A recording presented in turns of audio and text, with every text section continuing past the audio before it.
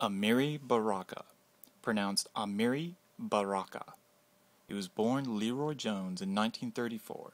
He is still alive, now 76. Always a bit of a rebel, he joined the United States Air Force in the early 1950s, serving for 3 years during the Korean War and reaching the rank of sergeant until he was accused of being a communist. He was given gardening duties and then a dishonorable discharge. Upon that discharge, he moved to Greenwich Village. He discovered jazz and Beat Generation writers. Amiri even formed his own press, which published Jack Kerouac and Allen Ginsberg, among other luminaries. He stayed controversial during this time period, including supporting Castro in the early days of his reign and visiting Cuba in 1961. The key moment of his life was apparently the death of Malcolm X in 1965.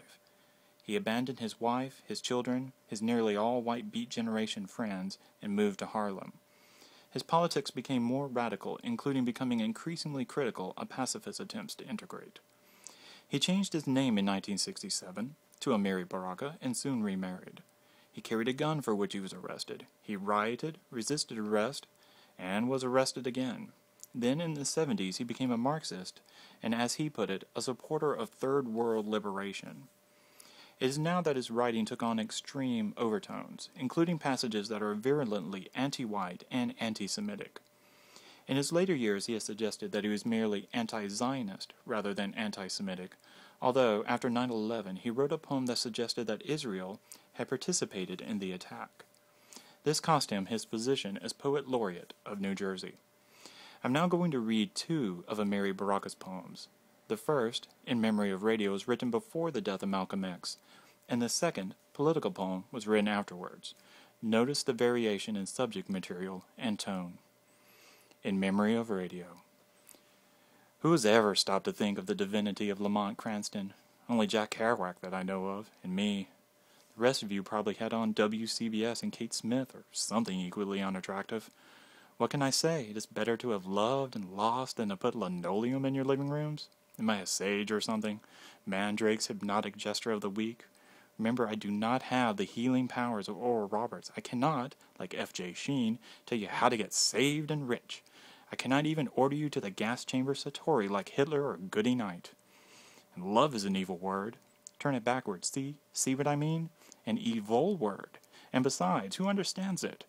I certainly wouldn't like to go out on that kind of limb. Saturday mornings we listened to the Red Lantern and his undersea folk.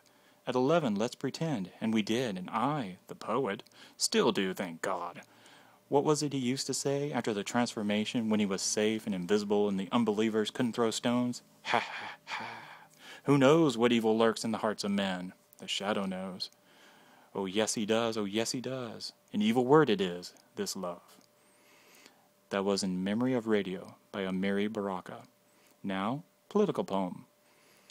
Luxury, then, is a way of being ignorant, comfortably, an approach to the open market of least information, where theories can thrive under heavy tarpaulins without being cracked by ideas. I have not seen the earth for years, and I think now possibly dirt is negative, positive, but clearly social.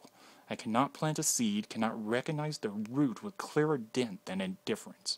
Though I eat and shit as a normal man, getting up from the desk to secure a turkey sandwich, answer the phone, the poem undone by my station in the bad words of Newark.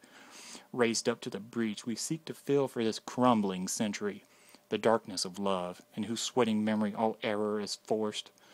Undone by the logic of any specific death, old gentlemen who still follow fires, though are quieter and less punctual. It is a polite truth we are left with. Who are you? What are you saying? Something to be dealt with as easily? The noxious game of reason saying, no, no, you cannot feel? Like my dead lecturer lamenting through gypsies his fast suicide. And that was Political Poem by Amiri Baraka. Briefly, what I like best about Baraka is the way, particularly in his earlier work, how he splinters up sentences as if to better mimic how one actually thinks, or when he jumps from thought to thought. For example, in Memory of Radio, when he skips from referencing gas chambers to breaking down love as a concept. I cannot even order you to the gas chamber satori like Hitler or Goody Knight. And love is an evil word. I like that jump there. As to his politics, I don't really care. It is always important, at least for me, to separate the art from the artist. Finally, any questions?